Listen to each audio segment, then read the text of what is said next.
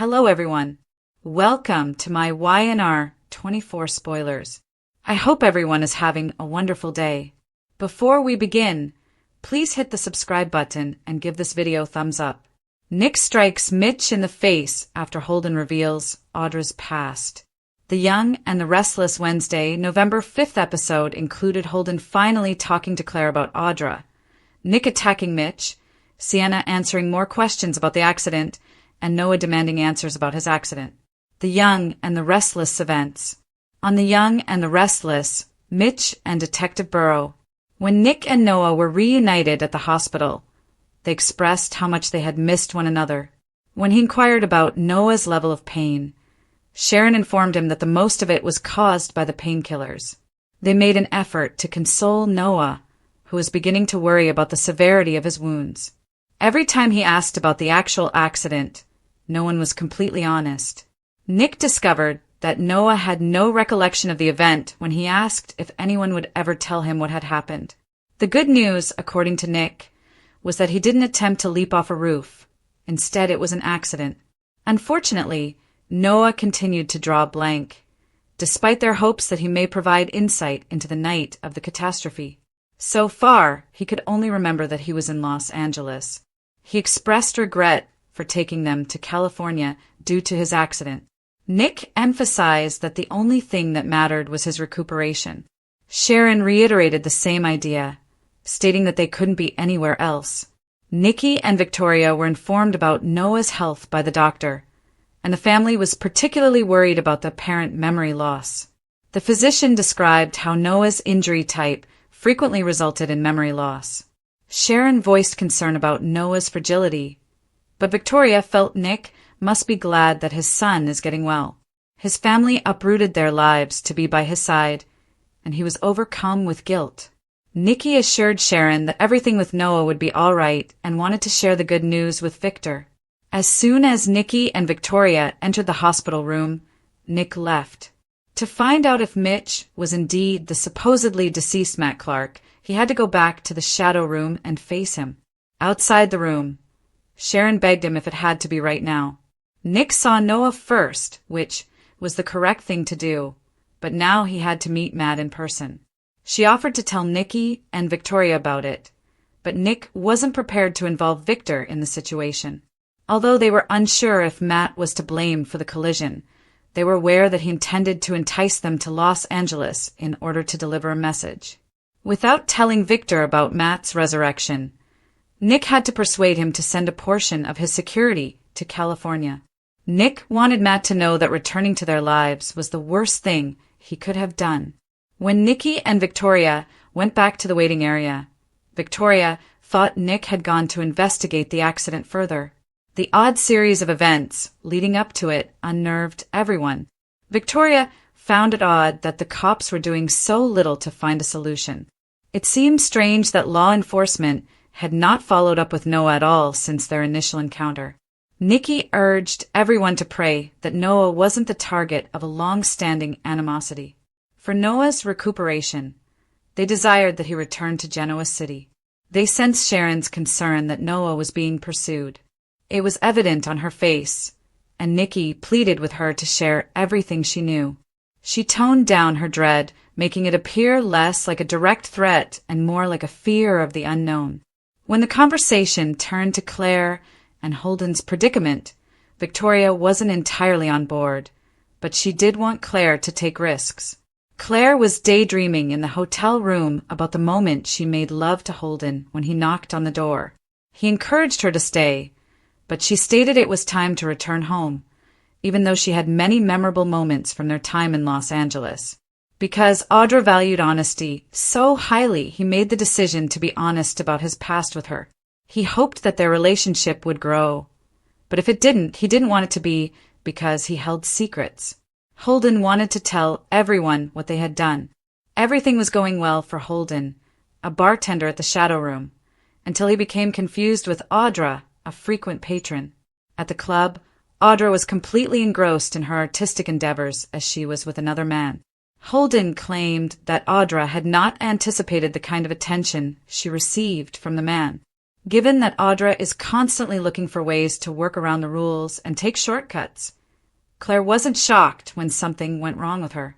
Audra made every effort to avoid the man's physical advantages as he attempted to get her intoxicated.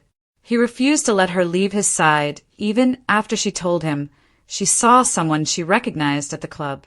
When Holden intervened to interrupt the man after noticing it from across the bar, he threatened to fire Mitch in retaliation. Holden suggested there was much more to this than Claire's assumption that Audra just wanted two guys to fight over her like animals in a carnival. Holden said, "Not until she did something that almost ruined both of our lives," in response to her question about Audra leaving. Audra lifted his wallet and moved away while Holden diverted the man's attention. Holden described the kinds of men he met at the pub and described how the man got off on breaking someone like Audra. Holden disapproved of that kind of behavior, but he chased after Audra when he saw that she had run away. After what had happened with the stranger, Audra was a complete wreck when she arrived at the club the following day. The man sent men after her because he knew not only that his wallet was missing, but also his address. The men were somewhat relieved when Audra denied taking it, but she nevertheless went to Holden to return the wallet. Holden discovered that Audra wasn't totally honest, even though she denied learning anything from it. The man quickly looked through his wallet and saw that something had been taken. There was a $500,000 cashier's check missing.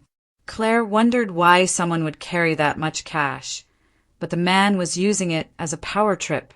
He lost it on Holden because he thought he was involved in a scam with Audra. Holden was too caught up in Audra's scam, and when Mitch intervened, he insisted it was all a mistake. Audra's boldness in placing him in that situation infuriated Claire. The man wanted Audra to pay, but he didn't see her again until he got to Genoa City, at which point they were once again in each other's orbit. Since it was unclear, Claire inquired as to whether Audra had ever acknowledged stealing the money. Holden surmised that she had changed her name and lived it up in London after that. Claire wanted to find out if the man was still in charge of the gallery, but Holden refused to reveal his identity. Holden eventually became complicit in the crime after receiving a $100,000 present from Audra. "I guess things didn't turn out how you planned, did they?" asked Matt Cohen's detective character at the Shadow Room, but Mitch gestured for him to be silent. He insisted on knowing the strategy and informed Mitch that it was not a social call. When Sienna showed up in the middle of their discussion, Mitch introduced himself as a detective working on Noah's accident case. Sienna informed him that in order to piece together what had transpired that evening, Nick and Sharon had also inquired about the accident. Since Sienna didn't know what Noah did after leaving the club, the investigator questioned how Nick's parents, who aren't from Los Angeles, were aware of the crash. Sienna described how she called Noah and Nick answered. Sienna claimed to have Noah's number because they both wanted to do business with him, but Mitch was not aware of this. Sienna took offense at the suggestion that she was engaged in the collision, and the detective pondered why she had left the club on the night of the accident. Sienna was willing to assist, but she denied having anything to confess. Nick entered as Sienna was being questioned by the detective and took cover behind a wall. Mitch had some questions for Sienna when the detective departed, but Nick barged into the bar and smacked Mitch/Matt in the face before they could start talking. Sienna watched with dismay. Nick makes the decision to summon the major guns. "Thank you for joining the young and the restless Daily YPP for a brief. You're already halfway through. Recap of the most incredible, or what the hell did we just watch? Moments from today's premiere. Now, let's get started. The Young and the Restless events. On The Young and the Restless, Joshua Morrow portrays Nicholas Newman. When Nick Newman was imprisoned by Kane's goons in Nice, France, last summer, he learned a lesson that might be saving his life at this very moment. He informed Sharon that he would discuss bringing some security to Los Angeles to assist keep the family safe with his father, Victor. Astute. We don't necessarily agree with Nick's choice to keep Matt Clark's return and bad intentions a secret from his family. Even if Matt's previous behavior was terrible, he is currently the main suspect in Noah's accident. Although it makes reasonable that Nick doesn't want to scare his whole family, it would be wiser for him to bring in some protection. Nick has a lot of muscle, but the next time he wants to sneak past Sienna and Mitch's hired muscle, he can't always rely on Sharon to divert the bouncer at the Shadow Room. They are extremely wealthy. Why not use some of that money to secure their Los Angeles venture? Characters on soap operas frequently make the same mistakes and forget the past. Nick is astute enough to seek security assistance to ensure the safety of his family, the most of whom are currently in Los Angeles. The security crew can't arrive quickly enough, based on today's Young and the Restless episode. Do you want further information? We've got you. The greatest comprehensive Y&R recaps may be found online at Soap Central. You may even read every single one of them going back more than 30 years. We also provide daily spoilers if you are unable to wait for the next episode. The 2 Scoops is as close as we can get to being a watching party without really being a show. So whatever you do this weekend, please remember to read it for some chuckles. Hey, admit it, we're funny. The best thing is that we want to know if you agree or disagree. Leave a remark below as usual. The Young and the Restless November 5th episode included a potent mix of conflicting storylines, complicated relationships, and violent confrontations. Noah's hospitalization at the beginning of the episode created a tense and frightening atmosphere. Despite their love and worry for him, his family's tense expressions revealed their discomfort. Noah battled the fallout from his accident while still weak and perplexed. His mother, Sharon, and father, Nick, attempted to comfort him by telling him that although the medications were aiding in his physical recovery, he was still emotionally confused. The enigma was only heightened by his incapacity to remember what had happened before the incident. His family hesitated each time he inquired about what had transpired that evening, exchanging glances that made it clear they were hiding something important. While Nick carried the burden of another mission that would soon become violent, Sharon made an effort to maintain her composure by telling her son that his rehabilitation was all that mattered. Nikki and Victoria talked about how eerily silent law enforcement had been, and the doctor's explanation of Noah's memory loss did little to ease anyone's anxiety. The lack of follow-up inquiries suggested something more sinister and planned. Nick felt compelled to leave the hospital and confront Mitch, the man he thought was actually the resurrected Matt Clark, because of this sense of unresolved business. On the other side of Los Angeles, the plot involving Holden and Claire developed with a distinct level of emotional intensity. Holden unexpectedly showed up in Claire's hotel room, interrupting her loving fantasy about him. There was no denying their chemistry, but their dynamic changed from passionate to confessional after that. Holden acknowledged that he had to be honest about his past, particularly his involvement with Audra, before they could forward. What he disclosed formed a vivid picture of Audra as a cunning, self-centered individual who caused havoc in her wake. Holden talked about his time as a bartender at the Shadow Room, where Audra was a regular customer. Charming and mysterious, she was often surrounded by guys who were lured to her dangerous aura. When one of those affluent, domineering, and predatory guys attempted to exploit her one evening, her flirtations turned into a nightmare.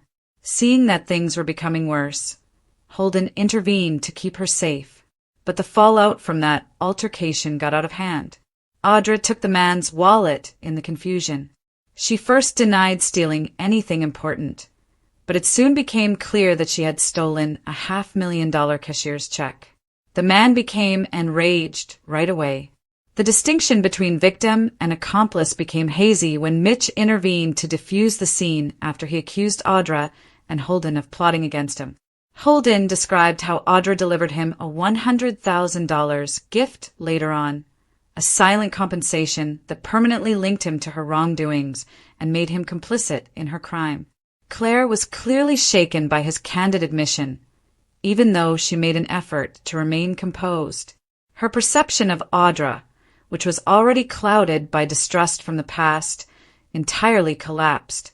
In addition to exposing Audra's deceit, Holden's story also highlighted the consequences of her ambition, her readiness to ruin anyone who stood in her way, and her remarkable capacity to change after every controversy. Although Holden lost Claire's trust as a result of his honesty, it also relieved him of the guilt he had been carrying for years. When Mitch and Detective Burrow met together at the Shadow Room, the atmosphere was tense. Their enigmatic exchange suggested that Mitch was much more involved in the recent events than anyone was aware. "I guess things didn't turn out how you planned, did they?" said the detective. Lingered in the air like a charge, but Mitch ignored it and seemed to be at ease. During their conversation, Sienna came in, and the investigator turned to ask her about Noah's accident. Although Sienna made an effort to remain composed, her defensive tone gave the impression that she was concealing something when she explained that she had phoned Noah that evening due to business matters. Noting the odd coincidence that she was among the last people to speak with Noah before his crash, the investigator was doubtful. Mitch appeared even more guilty as a result of his attempts to steer the topic. Sienna became increasingly frustrated as she felt trapped, first by the detective's inquiries and then by Mitch's barely disguised threats when they were by themselves. Nick entered this explosive moment with unbridled rage rather than calmly or tactically. Nick listened in on enough of the conversation to validate his worst suspicions after following his gut and tracking Mitch back to the club. He rushed inside the bar without thinking and gave Mitch a hard blow to the face, the sound reverberating through the darkened space like a gunshot. The guy who was once assumed to be dead lurched backward, grasping his jaw, and Sienna gasped, transfixed in horror. Beneath the anger and treachery that flared in Nick's eyes was a father's desperation, the worry that Mitch was somehow responsible for Noah's pain. That one strike was more than just physical vengeance. It was a symbolic release of years of suppressed agony related to Matt Clark's sinister past.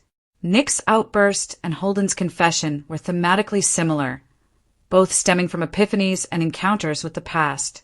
Nick encountered the actual ghost of Matt Clark, a man he believed he had left behind, while Holden faced the ghosts of his involvement. These narratives are expertly interwoven by the authors to examine the ramifications of concealed truths. Holden's remorse revealed Audra's lie, just as Matt's alleged murder brought fresh threat to the group. Every secret revealed a new level of survival, treachery, and depravity. As the show went on, it became evident that for characters like Holden and Nick, being honest was the only way to move ahead, even when it was terrible. In stark contrast to Audra's habit of hiding, Holden's emotional exposure to Claire provided honesty and candor. The fact that Nick chose to strike Mitch instead of have a conversation with him demonstrated how intimate the situation had become.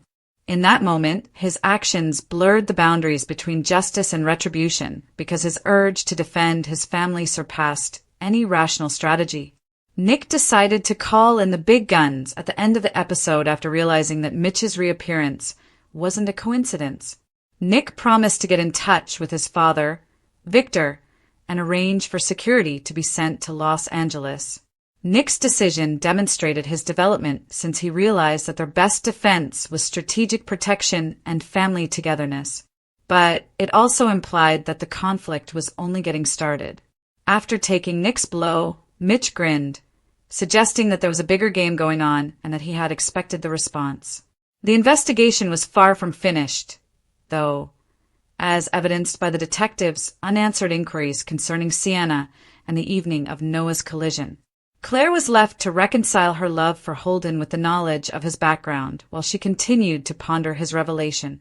No matter where she was, Audra was unaware that her meticulously concealed secrets were at last coming to light.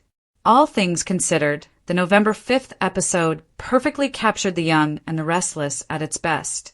A high-stakes concoction of simmering danger, moral reckoning, and familial drama.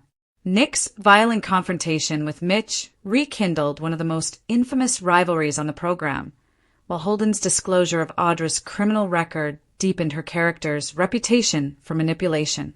The themes of truth, loyalty, and the unavoidable past struck a deep chord behind the surface-level drama.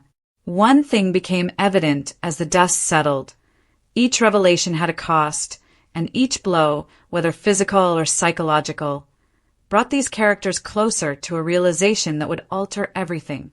Watch Brand New Young and The Restless episodes every weekday on CBS and Paramount+.